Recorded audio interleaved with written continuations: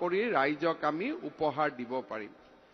আমাৰ চৰকাৰ আৰম্ভ হোৱাৰ পিছত অসমত আমি শিক্ষা অনুষ্ঠানসমূহ নিৰ্মাণৰ ওপৰত গুৰুত্ব আৰোপ কৰিছোঁ।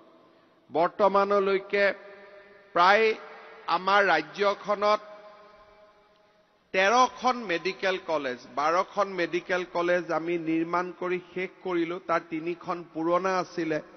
9খন মেডিকেল কলেজ মই স্বাস্থ্য মন্ত্ৰী আৰু মুখ্যমন্ত্ৰী থকাৰ সময়ত নতুনকৈ আমি নিৰ্মাণ কৰি ৰাইজক আমি উপহাৰ দিব পাৰিলোঁ।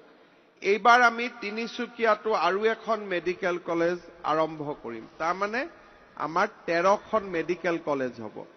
13খন মেডিকেল কলেজৰ লগত আৰু 10খন মেডিকেল কলেজৰ কাম বিভিন্ন পৰ্যায়ত চলি আছে। তাৰমানে আমাৰ অসমত 23খন মেডিকেল কলেজ হ'ব। আগতে আমাৰ অসমত চৰকাৰী কলেজ 3খন আছিল। Cotton college, Haflong college, Diphu college.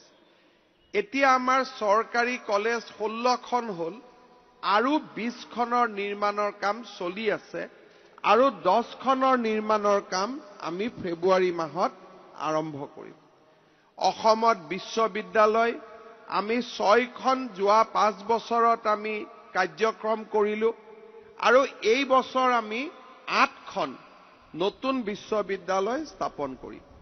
ইয়াৰ ভিতৰত আমি এখন নতুন বিশ্ববিদ্যালয় গহপুৰত স্থাপন কৰিম, যাক আমি কনকলতা ৰাজ্যিক বিশ্ববিদ্যালয় বুলি কৈছোঁ।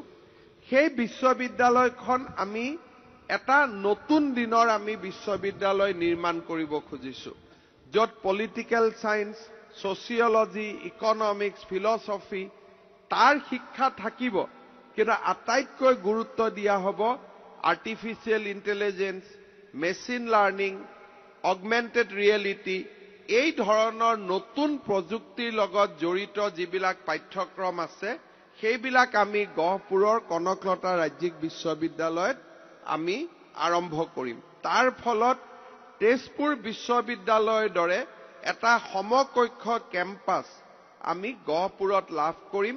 মাটিবাৰী নিৰ্বাচনৰ প্ৰক্ৰিয়া চলি আছে। 2 দিনতে ইয়াক আমি শেষ কৰিম।